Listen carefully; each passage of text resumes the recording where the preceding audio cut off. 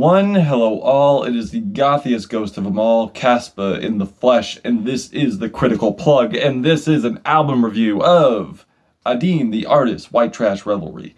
Adeem the artist, they are a alt country singer-songwriter artist, and I swear, like, these artists, these bands are just coming out the woodwork, because we just had Ashenspire, that I've just heard of, bringing a fantastic album to the forefront, very progressively leaning.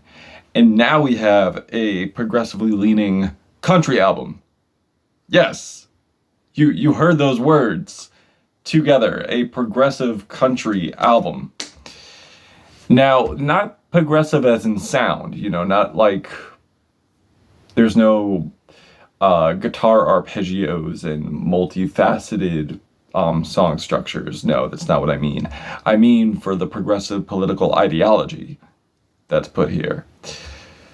And yeah, Adeem is a pansexual, non-binary artist.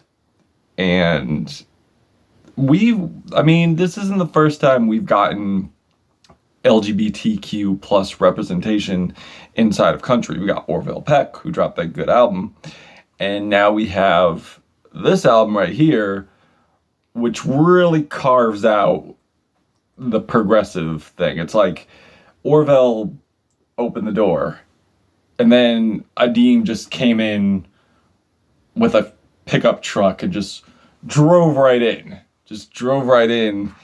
and just threw out all these progressive concepts. They're just flying at you, left and right. And you're gonna listen, damn it. And I'm glad they did. Granted, Yola did tap into that just a little bit, so credit where that's due, but she didn't exactly drop a full-blown country album. Waiting on that album. So Yola, when you do, let me know, I'll review it, and I'm sure it's going to be great. Because her soul pop album was fantastic. And there was a little bit of country in there, just a little bit of country. So yeah. And this isn't the, as I said before, it's not the I love Jesus over a watered down trap instrumental trying to rap over country fused pop rap. No, fuck that shit. This right here is the traditional sounding country. You got your pedal steel, you got your guitar, you got your piano, you got your bass, drums, the elements of country, and of course, great songwriting. And with this one right here, you're getting criticisms of this racist country. You're getting criticisms of religion. You're getting criticisms of capitalism. You're getting the insight of pansexuality. Well, maybe not pansexuality as in the gender, wow. The sexual orientation itself, but the expression of one who is a person of the pansexual community.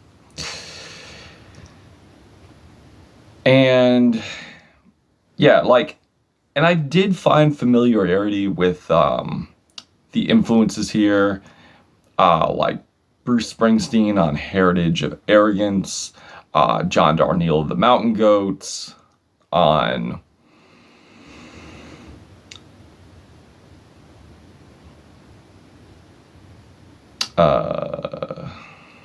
hold on. Painkillers and Magic. We're doing this raw. So until I get a computer, you are going to see my fuck-ups. But hopefully not too many fuck-ups. But yeah, as I said, John Darnielle of the Mountain Goats on Painkillers and Magic. So while the instrumentation is beautiful, it is rustic, it is warm, sometimes it can be uplifting in a way. My main attraction with this album comes from the excellent songwriting on this.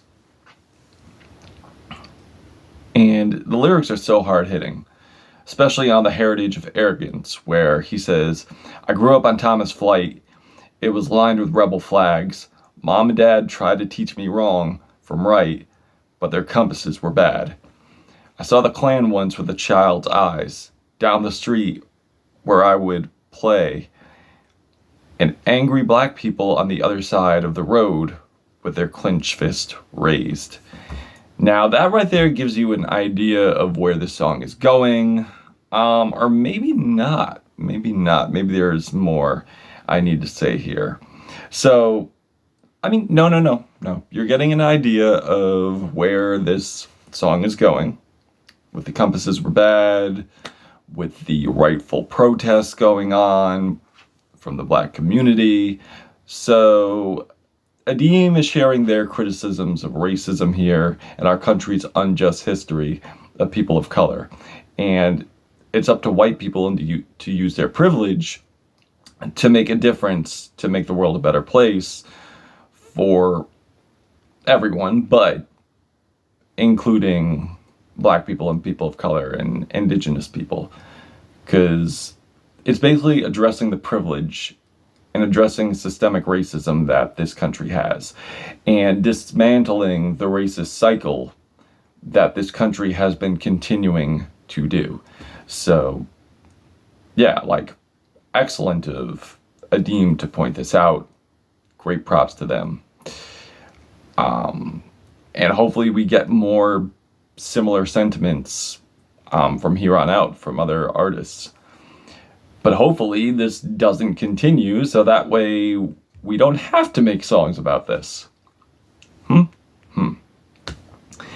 But we also get a similar sentiment with Redneck and Unread Hicks, where Adeem is singing about their gender identity and standing up for Black Lives Matter, while also showing LGBTQ plus representation, and how the times in society are different now, how things are evolving, and doing what back in the day in country music would have been considered fucking taboo. So yeah, definitely breaking a lot of ground here, especially in a culture such as country music, which is basically a conservative Christian ethos running through the genre, running through the culture. But now we have Adeem, now we have Orville, and they're just making a difference right here. There's also like tear-jerking ballads on here, like I mentioned earlier, Painkillers and Magic. From a production standpoint, it certainly sounds like something you would get from like a 90s country song that you would have heard on the radio back then. But the emotional subject matter is what hits the most for me, with how religion and addiction like coalesce with each other, and how there's trauma within not only the addiction, but also the religion that you've been indoctrinated into. So you're suffering, but also you're reaching for something that's not very effective, but it was taught to you that it was effective. And it's just a very heartbreaking cycle. Again, like, this album does consist of a lot of cycles that have gone on through history, through within the culture of country music, through in the culture of the South. And I just feel it's very compelling, especially on the gorgeous and heartwarming Baptized in Well Spirits, another song that falls into the coalescing of substance abuse, of religiosity, and the feeling of being compelled to choose one from another. And it's just, again, just raising awareness to a cycle. And I feel like they are doing that very well here. They're definitely raising awareness to a cycle, and hopefully people will look at this. And I understand these are compelling. I understand people could take this as a form of enjoyment because they like to feel moved. I like to feel moved. But hopefully this is awareness to end this toxic cycle. Hopefully that is what comes about this.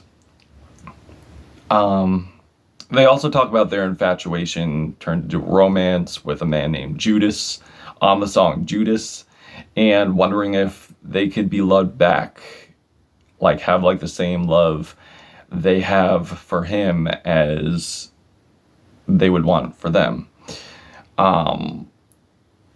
And they shared together a romance that was supposed to be confidential due to a demonizing society, due to religious society. So I'm not necessarily sure if this person's name was Judas. Maybe this person's name was something else and they changed it to Judas because when you're raised in a, how could I put this?